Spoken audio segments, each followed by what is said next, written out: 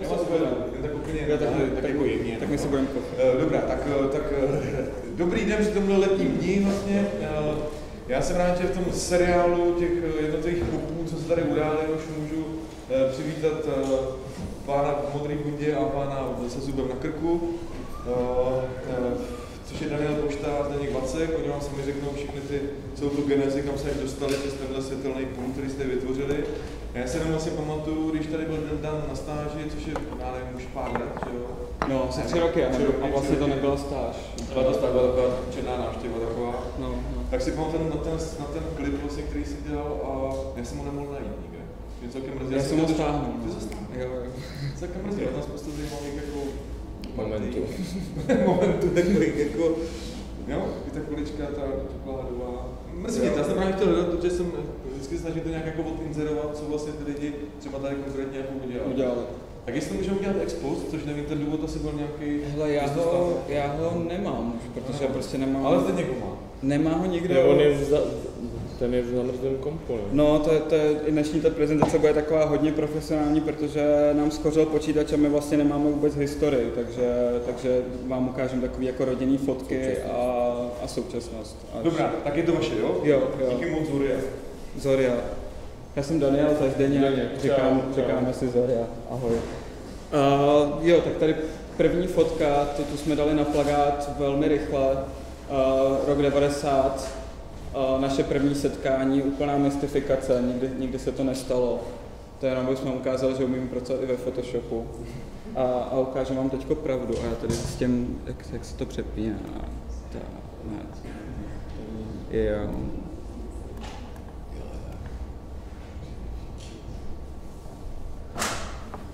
Super. Tak ve skutečnosti jsme se potkali, když mě bylo 18. Tohle je taky fikce. Měl jsem vlasy ještě. A jde to trošku zaostřit? První rande jsme měli v Éře, což je takový gay klub tady v Praze. Potom jsme šli do Rudolfína, to bylo druhý rande. Pak jsme... No, 10 let. 10 let. Teďka jsme oslavili 10 let. Co?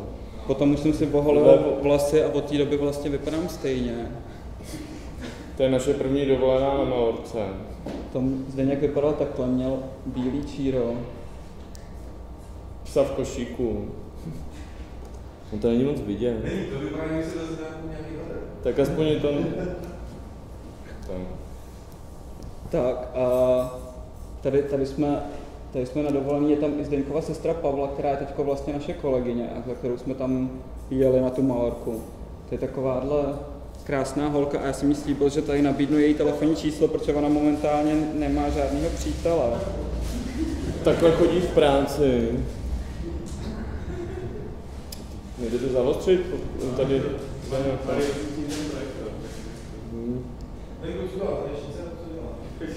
Pavla se odstěhovala na Malorku jako barová tanečnice a tam potom se vrátila do Čech na návštěvu za náma a vlastně začala nám pomáhat ve studiu, až se na všechno tam vykašlala a zůstala u nás a teďko si dělá učňák a bude z ní šperkařka. No, tak... Prosím? A teďko někoho hledá, jo, Pavlino telefonní číslo 732 33 46 80. 732 33 86 80. Tohle ještě jsme se učili řídit na Malorce. Tam to... Se počal jaký autíčko, špatně to dopadlo, to je jedno. To je historie. To je historie. A já jsem tady studoval na Umbrumce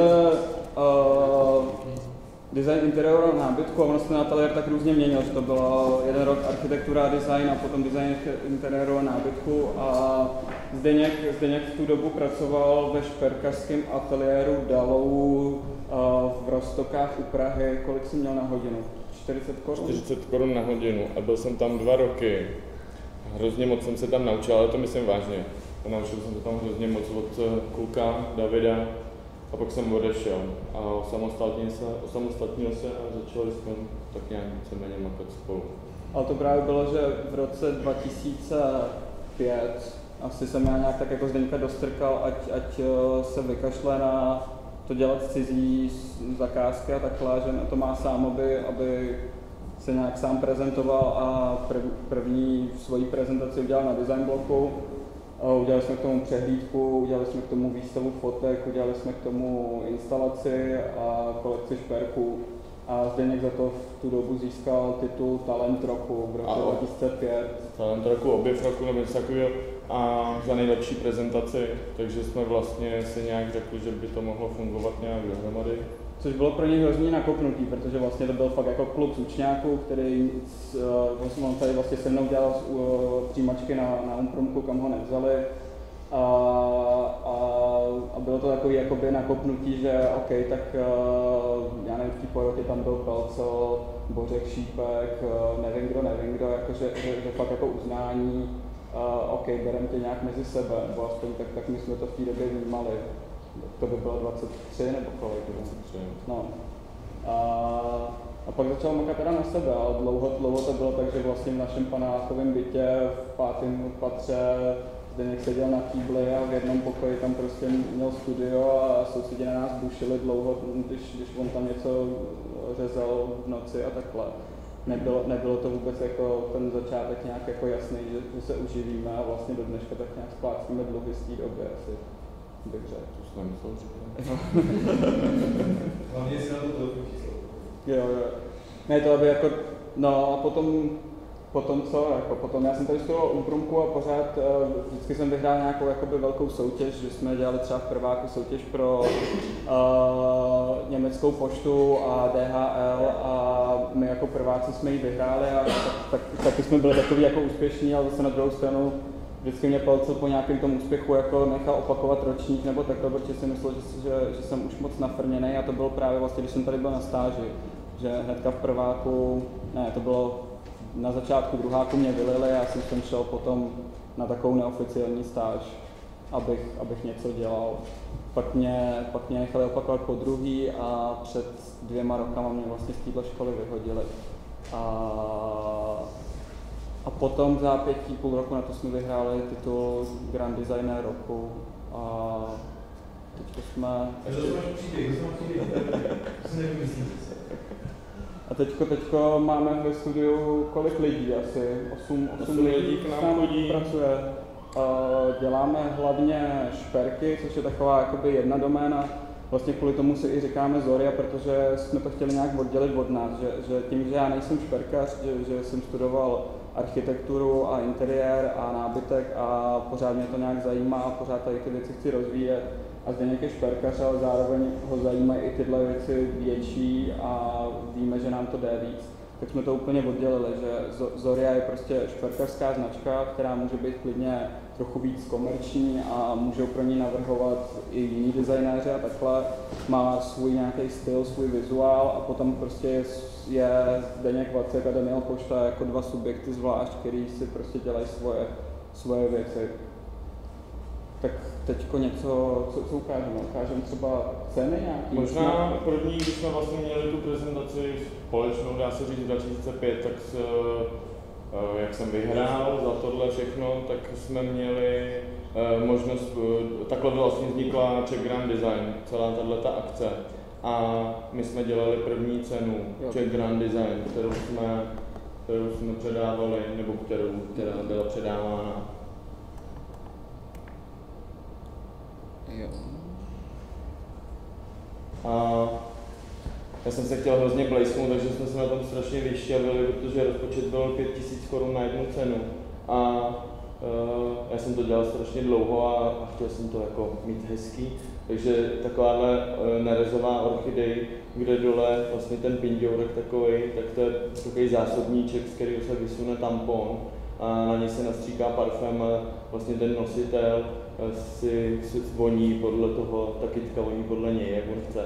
Ty listy jsou z Perspexu a celý se tak chvěje, takže to vypadá opravdu jako florálně.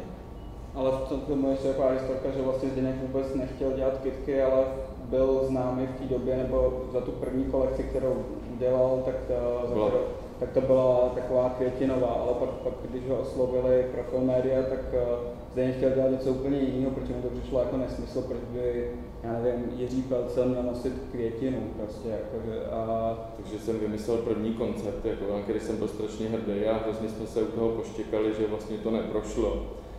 A takže potom vznikla ta raketka. No. Tady vlastně ten design spíš udělal Jirka Macek, jako ne, ten tam střihal z papíru ty lístečky a říkal mi, jak to mám vytvořit. Ona původně vypadala dost jako jinak, no, hodně. Byla taková sprostá. Taková přisprostlá, ale to je jedno, to je historie.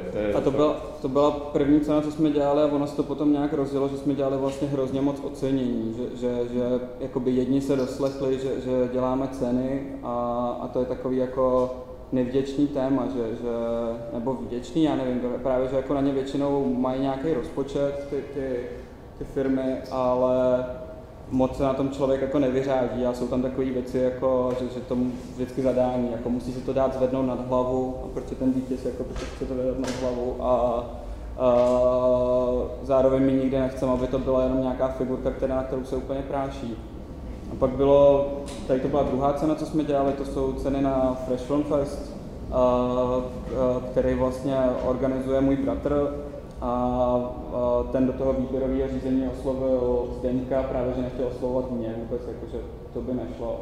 A ještě Aničku Kozovou a ještě White Fruits.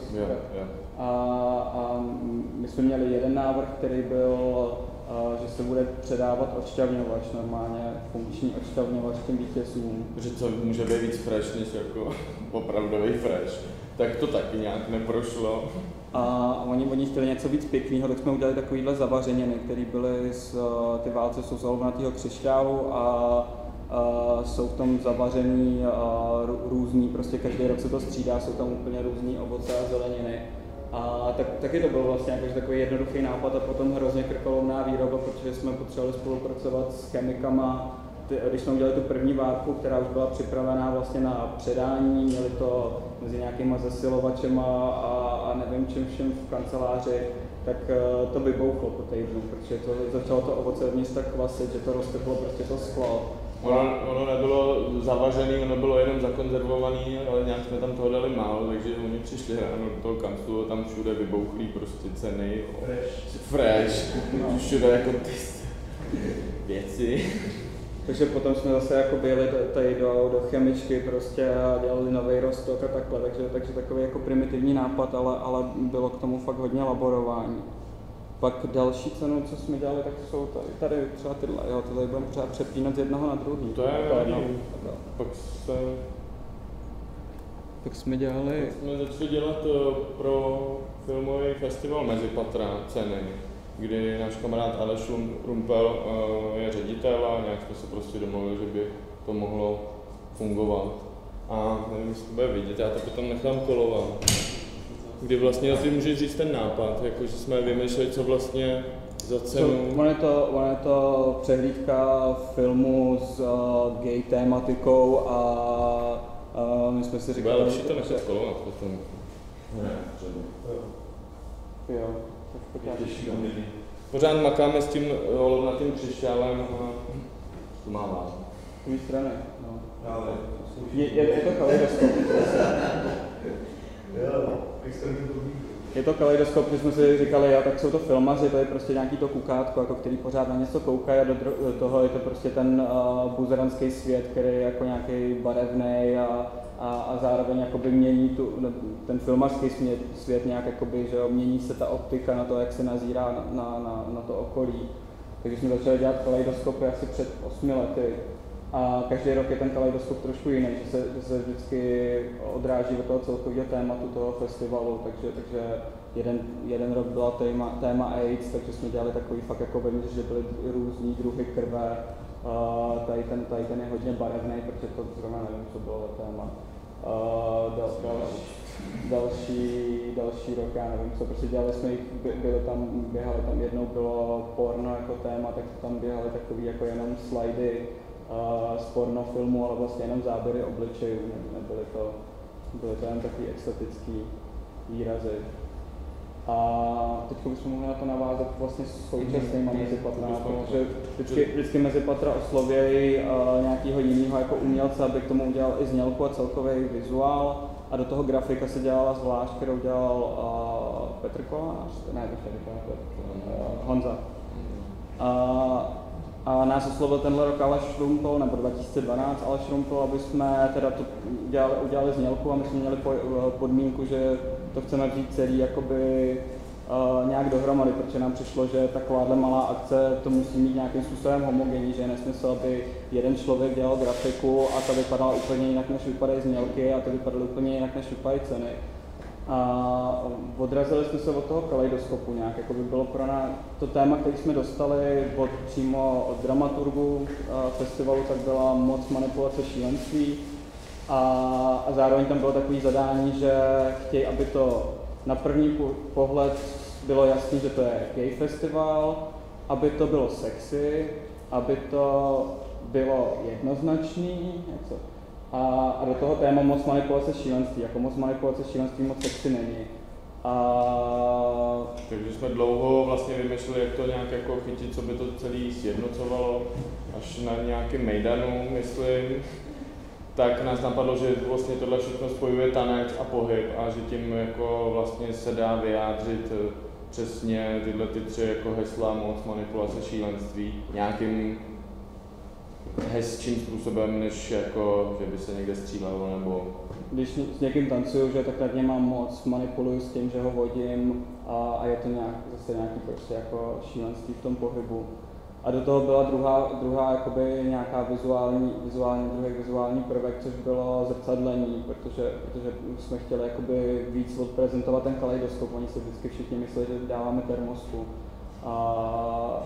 Takže jsme tam pracovali hodně se zrcadlama.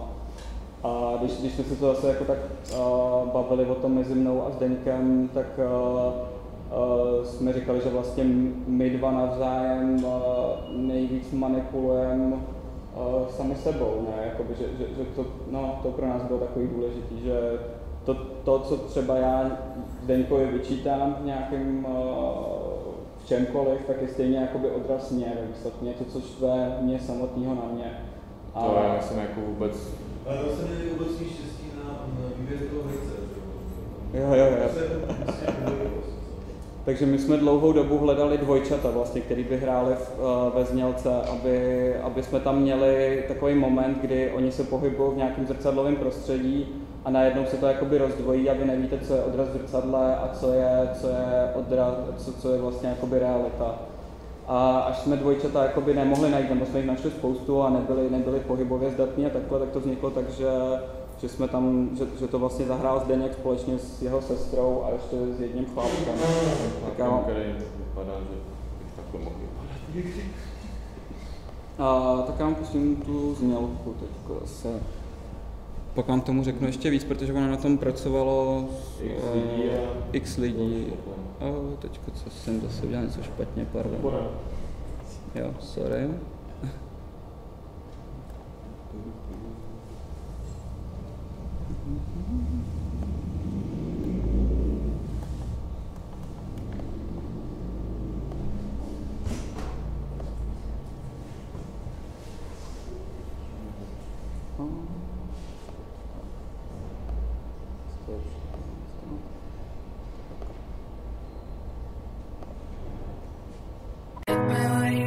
And I'll take the blame. Hit me and I guarantee you feel the same. Hit me if you think that it'll help the pain. Hit me, hit me, hit me, hit me anyway.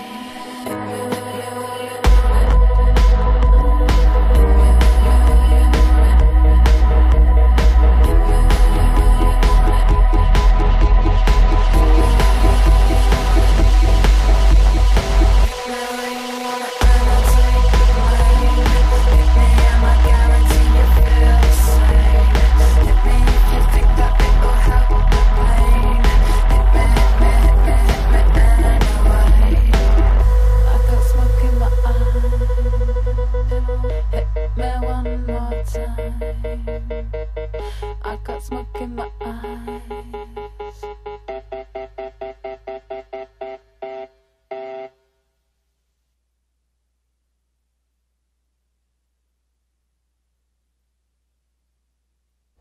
No a tu dělku režíroval Janek Růžička, protože na to jsme si netroufali tím, jak neumíme pracovat prostě s filmovým prostředím a s tímhle.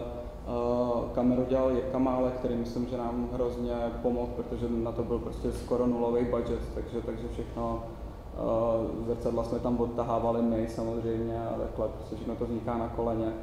A potom k tomu vznikly fotky od Radka Brousila a ty jsou kde teďka? Takhle asi nemá vypadat profesionální prezentace, co?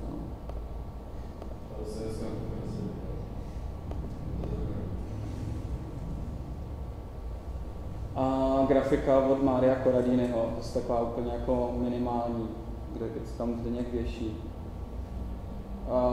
Používalo se to v hrozně moc různých jako variantách, že to je vlastně pořád to samý, ale třeba, nevím, při zakončení tam jenom běhal takovýhle jako videjko zpomalený, kdy se tam třepotali ty zrcadla, takhle, že jsme se snažili, aby to nějak točilo prostě pohromadě.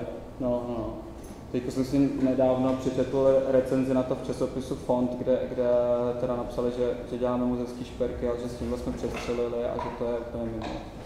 A to má zase odpíchne další. Co? To teďka natáčíme celovečera.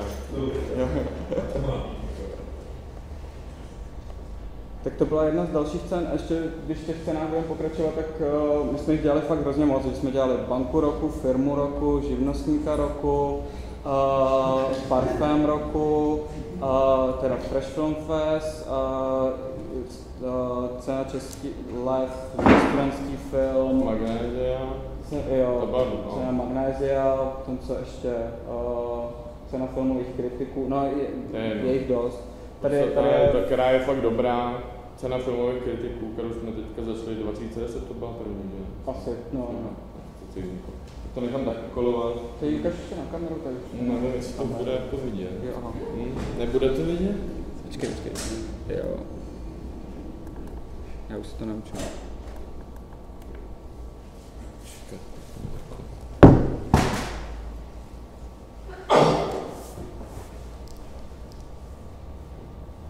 My jsme se jim snažili hrozně prodat nápad, že vlastně celá filmařina je úplně virtuální a že teda i ta cena by měla být virtuální. A první nápad byl takový, že to bude jenom hologram. Objevili jsme takovou techniku ve Francii, který umějí dělat vlastně hologram, který je úplně v reálných barvách. A měla to být prostě taková jako vitrínka, v který je zasunutá klasická nějaká soška a tu měli předávat. Pak jsme ale bohužel zjistili, že na ten hologram musí svítit speciální světlo, aby se zobrazovalo. Takže to celé padlo. A vlastně ten zadavatel pořád chtěl, aby jsme jim udělali nějakou cenu, která bude mosazná soška, něco jako Oscar, ale třeba aby to bylo něco spjatého s českým filmem, takže no prostě takového něco jako zlatého, klasického a takhle. A my jsme to chtěli pojmout trochu jinak a vlastně jsme se tady hráli s takovým jako úplně jednoduchým grafickým modelem, motivem, že to je, když se na to koukáte vepředu, tak je to jednoduchý font a potom z jakýhokoliv úhlu se to rozpadá do různých ploch a mělo to teda jako znázorňovat ty různý úhly pohledu. A potom a je to udělané tak nějakým přidáčkem v skle. A teďko poslední, možná ještě abychom pokračovali v cenách, tak poslední je cena za Czech Grand Design, co jsme dělali, protože ten vždycky, který vyhraje v předešlém roce tu hlavní kategorii na Czech Grand Design, tak navrhuje další rok cenu. A my jsme ji dali ve formě zlatý špejle, která byla fakt z toho drahého kovu, původně měla být opravdu ze zlata a nakonec byla ze stříbra a pozlacená. A tam přímo na pódiu na Stavského divadla jim na to namotali cukrovou vatu. A ten důvod byl takový, že vlastně celý ty ceny pro nás to bylo přesně, jakoby, jak jsme si připadali na tom pódiu, když jsme přebírali tu cenu, když jsme to opravdu nečekali, když se to říká vždycky, takže si člověk připadá jako nějaký malý kluk, který najednou je úplně vytržení. A všechno se točí kolem něj a vlastně se cítíte, jak když máte fakt jako prvně v ruce to cukrátko a vzpomněli jsme si na Matějskou pouť a tak, ale zároveň se to dá vykládat i jiným způsobem, že tenhle pocit trvá prostě jenom chvilku, pak to splaskne a je z toho prostě nějaký blend. Jako taková ta našlehaná prostě vata, pozlacený. No, všechny ty ceny jsou prostě jakoby něco našlehaného, že jo, prostě cukrová vata je z jedné kostky cukru, ale všechno se tak nafoukne do nějaký obrovský růžový hmoty. Tak, no. Tak, utrácí se za to spoustu peněz a je to fakt jenom okamžik. Pak si to někdo dá možná na polici, spíš někam do. Ještě ukážeme další fotky. My jsme vlastně tu cenu vyhráli za kolekci Virus, kterou jsme představovali. Takhle vypadá ta tyčka a potom se to tam namotalo všechno. Takhle to vypadá potom, takhle z toho zbyde tenhle blend. Tohle z toho zbyde ze všeho? Jo, to je předešlý rok. A to bylo hezký, protože Maxim Velčovský k tomu udělal fakt jako hezkou scénu, myslím, ve Stavovském divadle. A dobře to tak jako pojmuli jako leitmotiv, že i, já nevím, choreografové prostě tam, když tam tancovali nějaký ty baletky, tak se fakt tam jako tak namotávali, točili, všechno se to točilo kolem toho točení a kolem té ceny a něčeho, co prostě jako je dočasný a pomíjivý. A tu cenu jsme dostali za kolekci Virus, kterou my jsme udělali nejdřív jako takovou úplně srandu pro nás. No, protože dřív jsme vystavovali, vždycky tohle jsme představili na design bloku a vlastně jsme byli takový, že je už hodně svázaný tím, aby se to dalo dobře prodat a aby to prostě bylo nositelné a tentokrát jsme si řekli, nebo tehdy jsme si řekli, že se na to úplně vyprdneme a že uděláme nějaký fakt pro radost si věci a začali jsme experimentovat právě s kamenama, protože moc s nima neděláme, nebo jsme nedělali a pak jsme si řekli, že by bylo fajn si vypěstovat vlastní kameny, tak nás napadlo prostě úplně primitivní zkoušky na základce, co jste dělali určitě všichni, jako krystalizace cukru. A tak jsme to nějak jako hledali dále, jsme přišli na kamenec, který vlastně je proti většině takových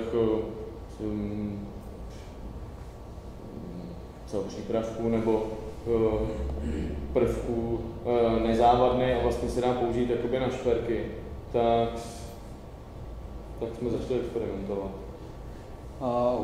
Tu máš zvuk? Je, ale tak moc nebude slyšet. Já to pustím jenom na takový právě jsme udělali kolekci z provazů s těma krystalama, byl to zase pro nás nějaký příběh, protože jsme hodně zkoumali viry, jak jeden objekt napadá druhý. A vlastně jsme se záměrně vykašlali na to, aby to bylo dobře prodejní, aby to nějakým způsobem fungovalo. A udělali jsme takovou kolekci, která měla asi 20 modelů a z toho půlka byla z těch provazů a byly na tom ty šperky z kamence a druhá půlka byly takové hodně okázalé věci, které vlastně byly udělané z nepravých materiálů nebo z nějakých nehodnotných materiálů. A potom k tomu byla druhá půlka věcí, což byly úplně jednoduché řetízky ze zlata, na kterých byly surový diamanty, které vlastně vypadají jako kusy uhlu, že diamant, když se nevybrousí, tak vypadá úplně obyčejně.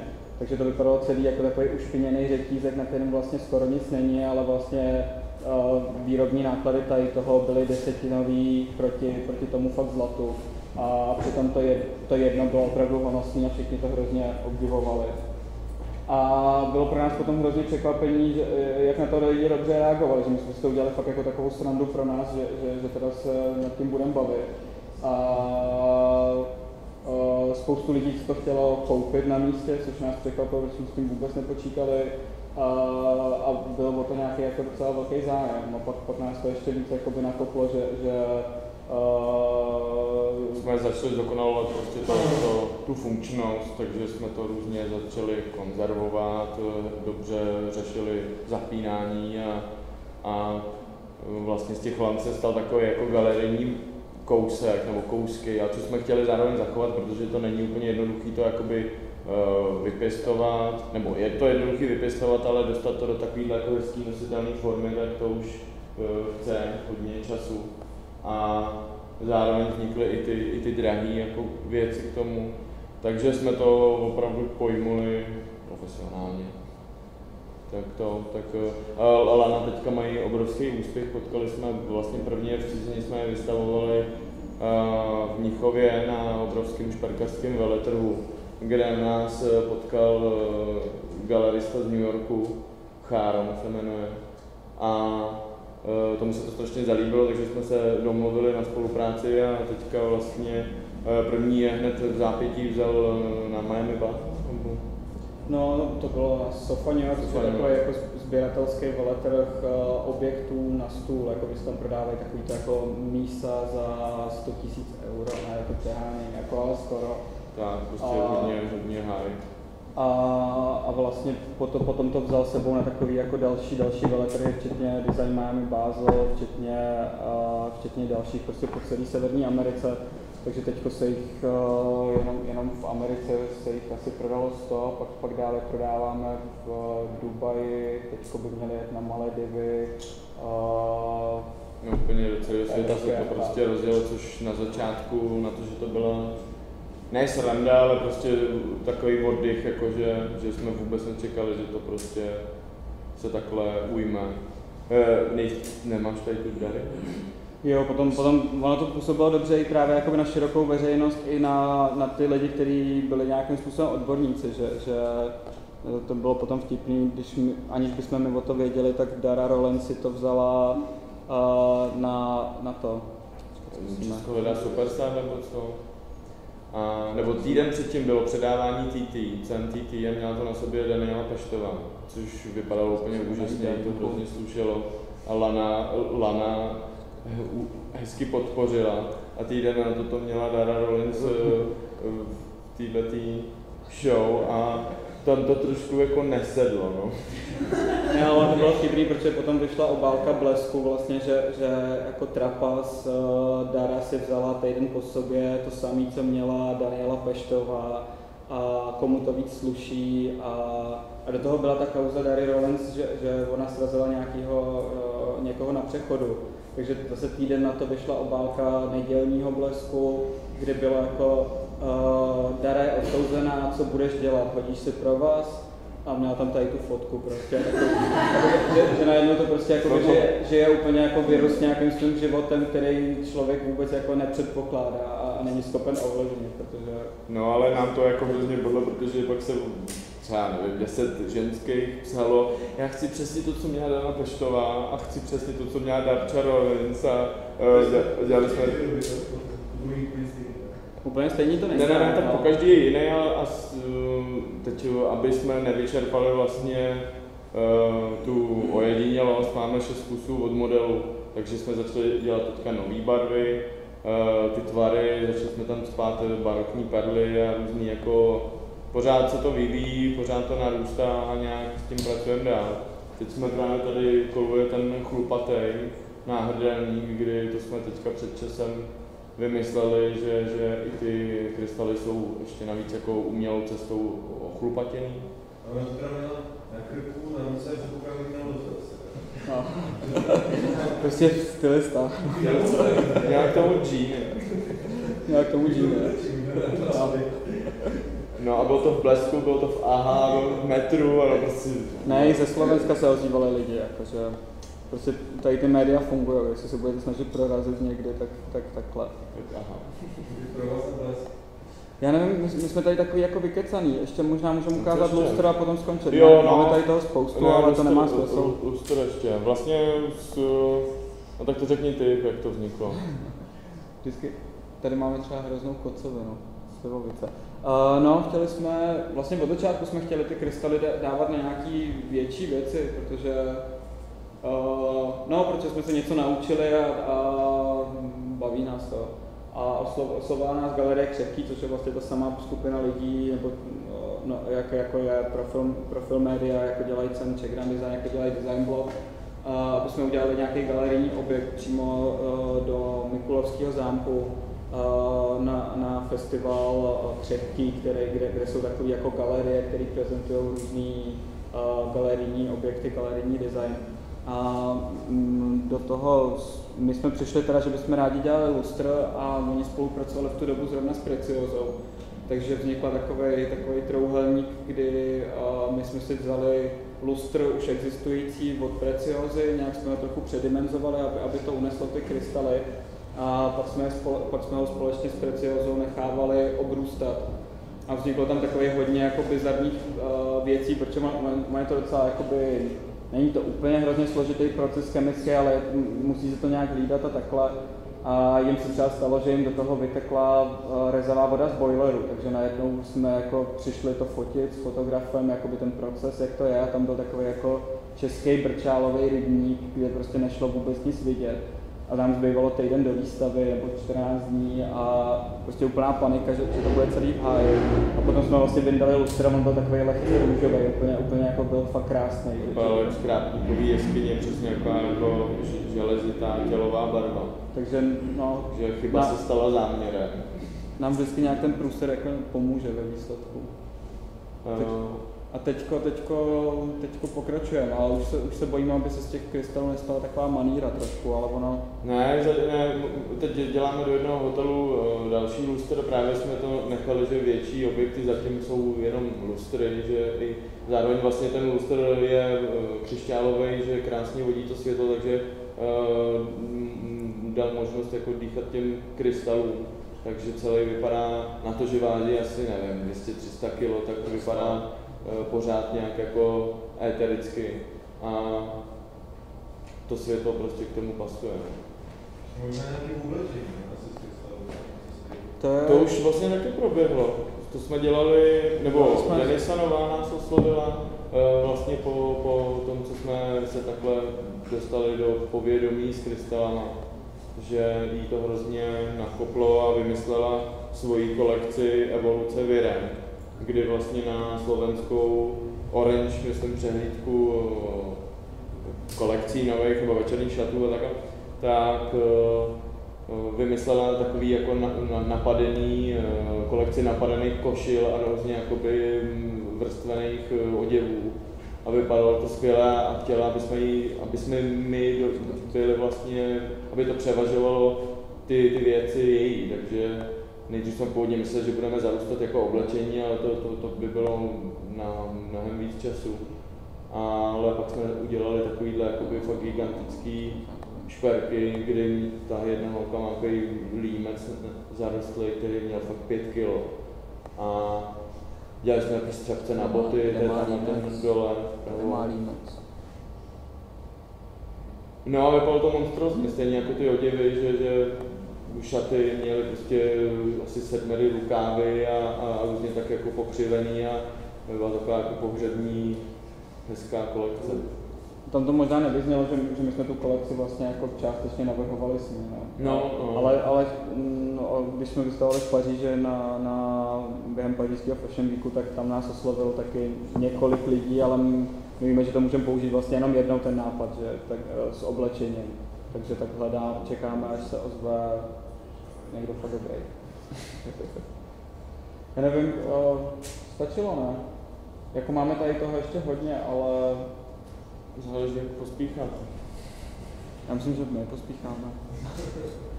Já myslím, že taková spíš jako soudánice do toho, co by se chtěli asi ukázat. Myslím, že když viděli ty fotky, to se známe, já se třeba nikdy neviděl v tom pevně takovou romantickou dávěstě, než vlastně. Bych si viděl tu romantiku, jo, každý den. Že tady zkouším si, že všechny ty věci prostě. Já jsem spokojený určitě, vždycky máme také nějaké fáze, takže tady mají možnost se vám stát, nebo bavit se s váma, protože ta bývalá vesnice jako tuší, takže ta možnost hodně existuje pořád, jestli máte v průběhu jako na zadenkem nějaký dotazy nebo nějaký svoje příběhy, tak klidně se přidejte. Ale nemusíte, já se vždycky jaký stydím hrozně, takže nemusíte se ptát.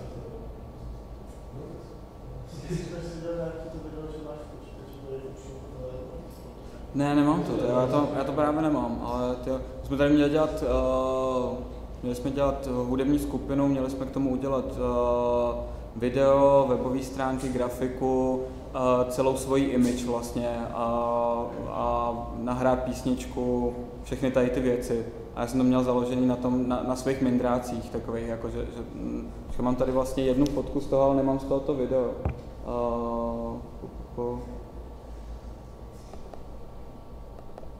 Najdem jednu fotku aspoň. Ne, pardon. No, myslel jsem jenom na ty muziku, že to bylo takový kompilovat. Dělal jsem si takovouhle paruku z koňský hřívy. Já jsem to slyšel. No, já jsem byl taková, vymyslel jsem si alter ego, Blazna se to jmenovalo. Což potom za mnou přišel Štěpán Malovec, jakože víš, že když se to napíše kapitálkama, tak se to čte jako Buzna, úplně vím. No a bylo to založené na mých mindrákách, tak jako celý. Ta paruka je z opravdového koně, to je tamhle ten, jmenoval se Ivan. A ten tahal dříví na Šumavě v lese a pak na něj spadnul strom, takže ho museli utratit. A nějak se dostal prostě k nám do ruky, do našeho ateliéru a tam z něj Lucie Kratinová Danovi pomohla ušít takovouhle hezkou paruku, která pasuje jenom na jeho hlavu. Takže všichni ostatní v tom vypadají jako divně. Tak, ale to video, no, někdy to...